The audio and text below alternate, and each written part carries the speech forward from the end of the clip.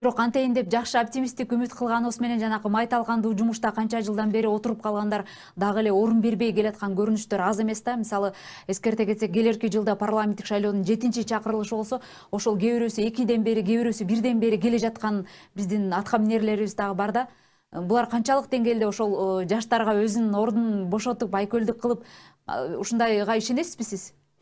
Туура айтасыз, орун бергиз келбей жаткандар аз эмес деген туура эмес. Бирок мен дагы кичине оңдоп кетелим, аз эле эмес. Такыр эле жок. Такыр эле жок. Такыр эле жок. Бул эскилер мына кече жакында эле көрбөдүкпү? Ошол эле жанагы партиялар кайра эле аттанабыз деп аткандар съездерин өткөрүп атышат. Буга чейин парламентте 2-3 керек болсо 4-5 созуфтан бери отуруп келаткан партиялар кайра эле съездин отурусунда эле карасак кайра эле ошол эле жүздөр. Кайра эле ошол, кайра эле жана 5-20 жылдан бери, эми 28 десек деле мейли, 20 жылдан бери өркүндөтөм, өстүрөм, мисалы тигинтем, минтем, жыргатам деген партиялар ошонун ичинде эле ошол эле жүздөр кайра эле келип, кайра эле полицейге отуруп алып туруп, алдыңкы 20-30 тизимге өзүн киргизип атышат. Эми буларга биз кантип ишенебиз? Булар так эле орун бергиси келбейт. Булар дагы деле мамлекетибиз ошондой эле балчыкка тыгабыз деген эле ошол эле үмүт, ошол эле ниет экени көрүнүп турат. Эми эгер жаштарды тарта турган болсо, мисалы азыр жаңы түзүлүп келаткан партиялар, булар эмне үчүн түзүлүп келатат? Ошол жаңы түзүлүп аткан партиялардын арасына карасаңыз, эскилер эч кимибиз жок. Аргасынан түзүлөт. Ошол жерге тек гана жаштар чогулуп атат да. Эмне дегенде ошол эскилер өзүнчө бир монополия кылып алып туруп, бир бийликти базып алышты дагы. Жаштар, жаш саясатчыга киргизбейт экенин түшүнгөнтүр. Азыр мына жаңы мен билишче эле бир 5-6 мындай айтканда потенциалы күчтүү партиялар түзүлдү да. Албетте алардын канчалык шансы эмки жылкы парламентте уталат уталбат экен бул чоң маселе, бирок ниеттери, максаттары, стратегиялары абдан чоң. Булар 28 жылдан бери келаткан жолду такыр кайталабайбыз деп туруп, жаңыча кетебиз деген максат менен келатышат да. Эми ошолорду булга чейинки отуруп келаткан бийликтеги эски муун киргизеби, уруксат береби деген маселе турат. Эми албетте биз эски муунду такыр эле мисалы иштеген жок же талкалады айтпайбыз. Колдон келген жазашты. Ага рахмат. Мисалы эгемендүүлүктү алып беришти. Ушуга чейин мамлекеттик болушунча тургузду. Ага рахмат. Бирок мындан аркы бул методдор менен биз кетпешибиз керек. Антпесек, мына кеченки эле Өзбекстанды караңыз. 3 жыл мурун Өзбекстан каерде эле? Азыр 3 жыл мурун мына Экономист деген дүйнөлүк агентство, медиа агентство страна года, мамлекеттин жылы деп Өзбекстан жарыялады. Бул 3 жылдык эле мындай айтканда результат. Эми биз болсо ошону Казакстанды айтып эле коеюн, Тажикстанды көп деген позиция боюнча биздин алдыга кетти, көп эле позициядан. Эми ошолдан таза эле артка калбаш үчүн биз бүгүнкү күндөн баштап ойлонушубуз керек. Эми мейли бийлик деген таттуу экен, бийликте отургандар бергиз келбейт. Мейли байлык дегендер таттуу экен, эми жанагындай айтып эле коеюн, чырларда коррупцион схеманын эбегейсиз байыгандар деле бар экен. Эми бирок кечирип койгула мырзалар. Бүгүнкү күндөн өзүңөрдүн эгоисттик мисалы максатыңарды ойлобой, мамлекетти ойлогула. Мамлекетти кийинки муунга өткөрүп бергиле. 30 жыл мен ойлойм, 28-30 жыл бул толук эле жетти уже. Мындай айтканда карьера жасаганы жазады, көрүп атабыз, эбегейсиз байыганды байып атыптыр, келип алыптыр жанагындай чет өлкөдөн кандай деген дворецтер, виллалар, хан сарайлар алып атыптыр, биздин баа түшүбүзгө кирбегендерди. Эми алар мейли сиздерге буйрусун, бирок кечирип коелу, мамлекетти эми жаш муундар өткөрүп бериш керек. Азыркы учурда мына 21-жылдын жаңы технологиялар кылымы. Бул жерден ошол эле жанагы саясий нукта дипломатиянын ичинде жаңы технологиялар колдонот. Мейли жанагындай башка жагын экономикалык жактан айтпасам да. Ал жакты тек гана жаңы муундар гана, жаңы саясатчылар гана ошону өздөштүрө алат да. Бүгүнкү күндө ошол эле дасыккан саясатчылар жаштарга келгенде тажрыйбасы жетишпейт, кандайдыр бир мындай чабалдык кылат деген өздөрүнүн сын көз караштарын айтып келет да. Эгерде биздин ушул эл аралык деңгээлде билим алган болбосо башка мамлекеттерге чыгып заман талабында өзүнүн билимин тереңдеткен балдарга толук түрдө ишенсек болобу бүгүнкү күндө? Эми буга чейин мындай прецедент болуп келе элек. Бийликти жаштарга өткөрүп берди деген боло элек. Мисалы жана сиз өтүп аткан Сапар Исаковду премьерге алып келгенде, анан 2-3 жашты коюп койгондо ошону прецедент кантары көтөрүштү да. Кечирип койгула, бул эгер системаны толук берсе жаштарга. Эми жаштар деген албетте жана 20 жаштагылар эмес. Жаш саясатчылар ошол башкаруу системасына бул менин көз карашым боюнча 35 менен 45тин ортосунда да. Азыркы булар толук бышып жетилди. Мисалы мен деле өзүм ошолордун арасына киргизем. Азыркы учурда биз толук бышып жеттик. Өзүбүздүн мисалы көз карашыбыз боюнча, деңгээлибиз, опытыбыз боюнча, мисалы потенциал боюнча биз азыр бул мамлекетти колго алганга даярбыз. Эгер беришсе. 1-2-3 мисалы жашты отурсуп коелу, мына берди колунан келген жок деген болбойт. Бул мен жогору айтканда бузулуп калган машинанын ичинде жанагында отурсуп койгон, албетте бузук машинаны жаш болобу, эскиз болобу, кандай болсун, эч ким айдалбайт аны. Ал үчүн ал машинаны толук алмаштырыш керек. Ал үчүн полностью ошо мындай айтканда системаны өзгөртүш керек.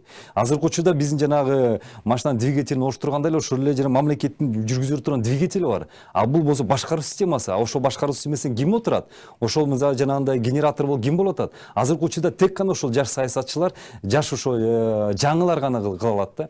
Мен ошон үчүн азыр айтып кетем дагы бир сыйра. Азыркы учурда эгер биз жаңыларга мамлекетке өткөрүп бербесек, келечегибиз мындай айтканда абдан тумандуу болуп турат да.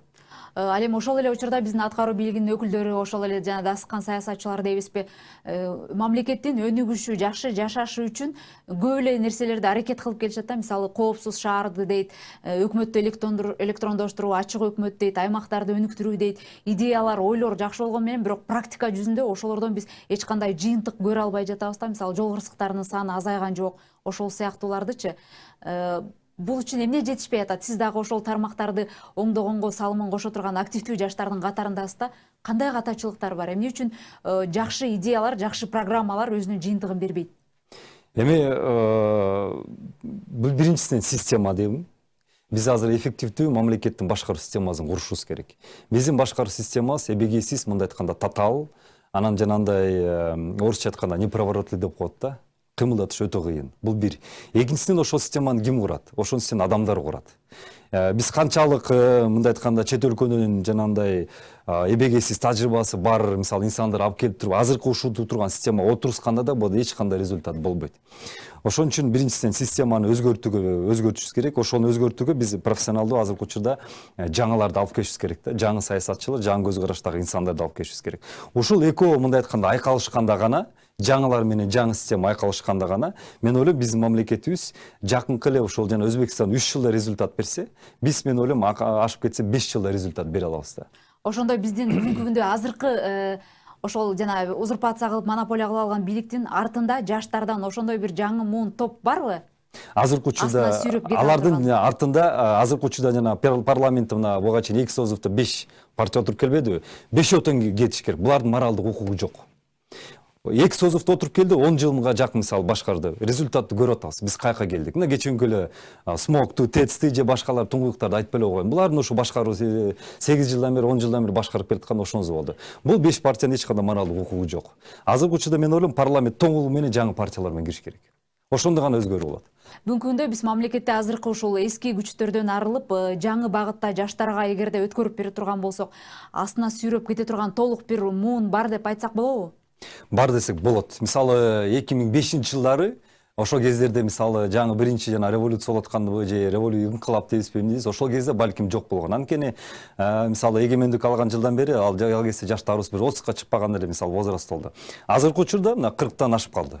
Мен өзүм 42 чыгып калдым. Азыркы учурда биздин ушул 35 менен 45-тин ортосуна жаштарыбыз жеткендер. Булар көптөгөн мисалы мамлекеттик структурада уже биринчи иштеп көрүштү. Жергиликтүү региондордо иштеп көрүштү. Көптөгөн компанияларды башкарып көрүштү. Буга чейин мамлекетке инвестицияларды тартып көрүштү. Чет өлкөдө иштеп көрүштү дагы, бир эмес 2-3 билимдин уже ээлери болуп калды. Бир эмес 2-3 тилди сүйлөй ала турган болуп калды азыркы учурда. Мен ойлойм, мына биз курактуу жаштар азыркы толук учурда мамлекетке алынга даярбыз. Бул катмар азыркы күндө бышып жетилди. Эми мына 2020-жылда бул ошол жаңы түзүп аткан партиялар дейбизби же ошол катмарлар эсеби 2-жылга мен өзүм көз карашымды байкап атам, аттанууга даярданып жатышат. Эми албетте буларга мындай айтканда ошол монополия кылып алган саясий катмарлар, ошол буга чейин 28 жылдан бери бийликте отуруп келаткандар жол береби, бербей бул экинчи маселе. Бирок берсе, мен ойлойм, берсе.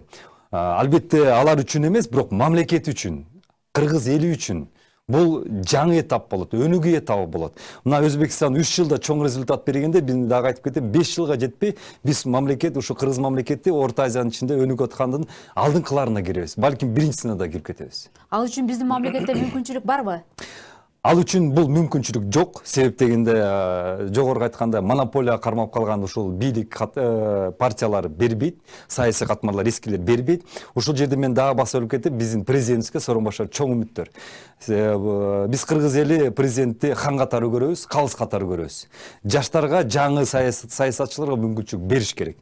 Эгер мамлекетти өнүктүрөбүз десек, анда ушундай мындай айтканда тобокелчиликке барыш керек. Бирок мен ойлойм, бул келечекти ачкан бир тобокелчилик болот да.